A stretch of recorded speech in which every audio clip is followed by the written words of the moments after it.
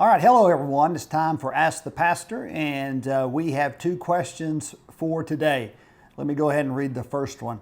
It says, "Hello again. My parents got divorced when I was a child. I was taught Scripture says divorce is only an option for infidelity. I have heard testimony of God restoring marriages after years of divorce, and they are beautiful. One question is, what does the Bible say in regards to divorce? Both my mom and dad married other divorced spouses years after they were divorced. I have read some different Bible studies, and they say different things about divorce and remarriage. Is it sinful to remarry another person in any circumstance if your spouse is still living? What does the Bible say about a second marriage? If someone is not a believer when they get divorced and then becomes a believer and then marries another believer, would God view it differently if they were a believer and divorced then married another person? Or does God see both situations the same?"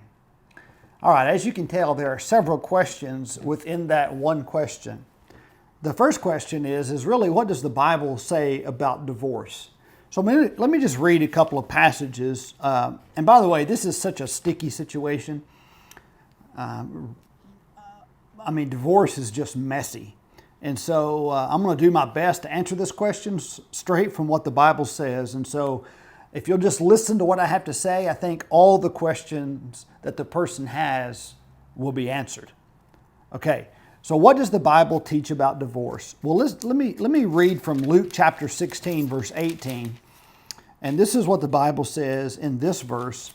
It says, anyone who divorces his wife and marries another woman commits adultery. And everyone who marries a woman divorced from her husband commits adultery. So the Bible says if you divorce your wife and marry someone else, you commit adultery. Or if a woman leaves her husband and marries someone else, she commits adultery. Now, those who are listening to this are probably already, who have been divorced, may already be getting offensive. Just realize all I'm doing is reading the Bible at this point. 1 Corinthians chapter 7, verse 10 says this.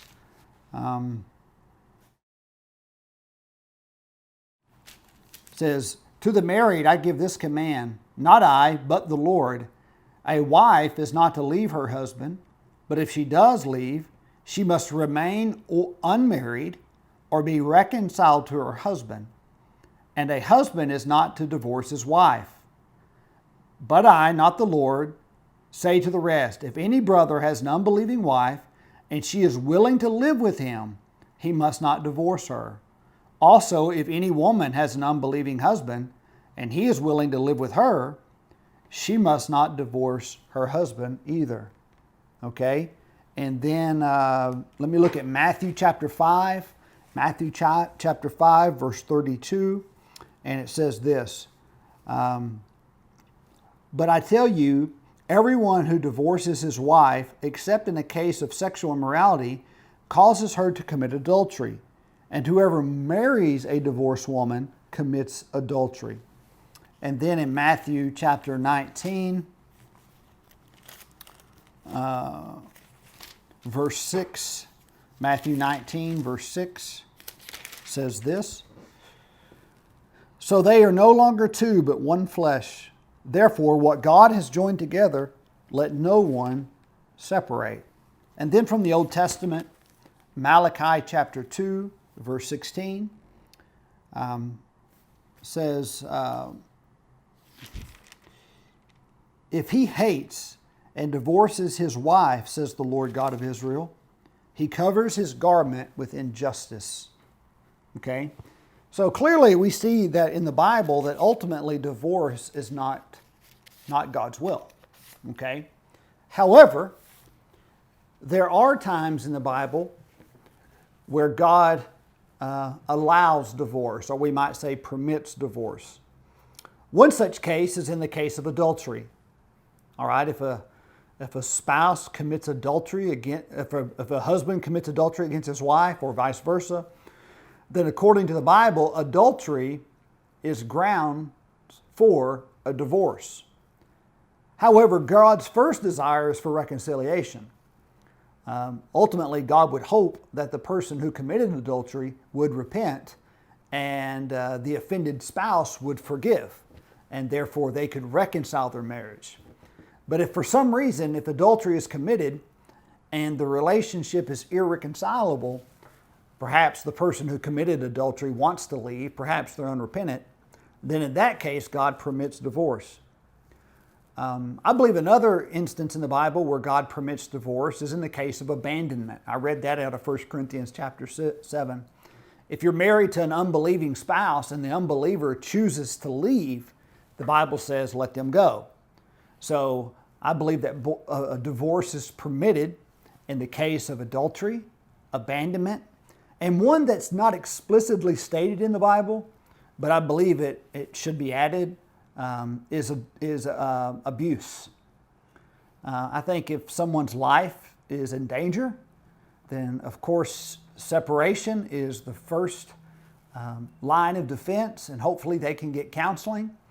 But if it is irreconcilable, the abuser continues to abuse their spouse, then I think in that case that divorce is also permitted. So if you'll notice, I call those the 3 A's: adultery, abandonment, and abuse. I believe in all 3 of those cases, God allows divorce. However, I believe the first action is to get counseling and, if possible, to forgive one another and then work together to reconcile your marriage. But sometimes that's just not possible. Let me go on and say this too. I believe in every case where God permits divorce, He also allows remarriage. Okay? So if you have grounds for divorce, then I believe that you are allowed by God to go ahead and remarry. Now again, here's where it gets messy.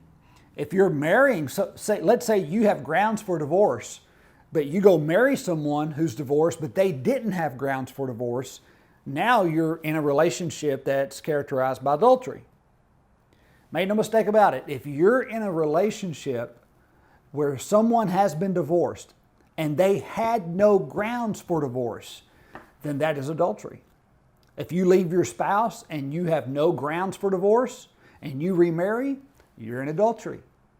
God only permits divorce. And what I believe the Bible, clearly God says adultery and abandonment, but I also believe that abuse can be added in there as well. All right?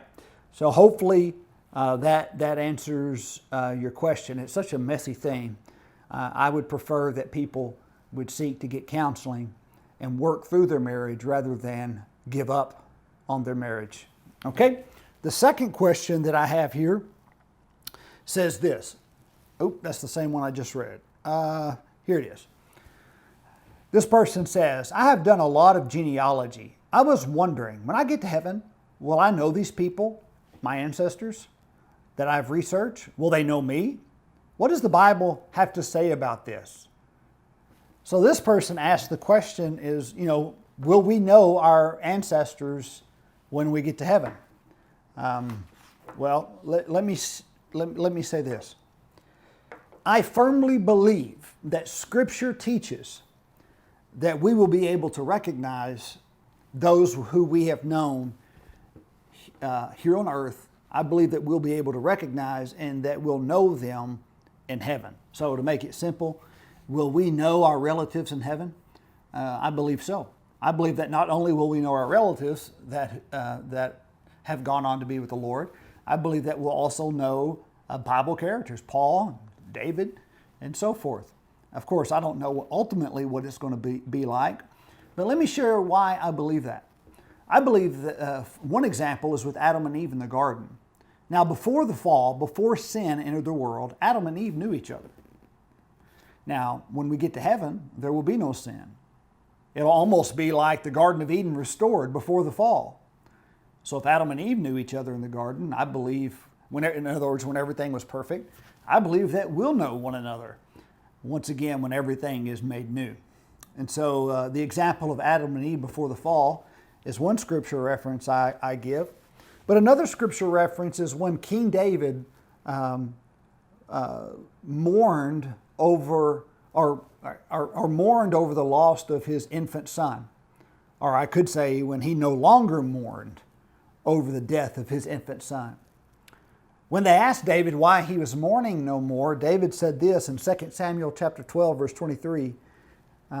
He said this, and I quote, I shall go to him, but he will not return to me. So David actually believed that he would go and be reconciled to his infant son that had died. So David believed that when he got to heaven, he would know his infant son.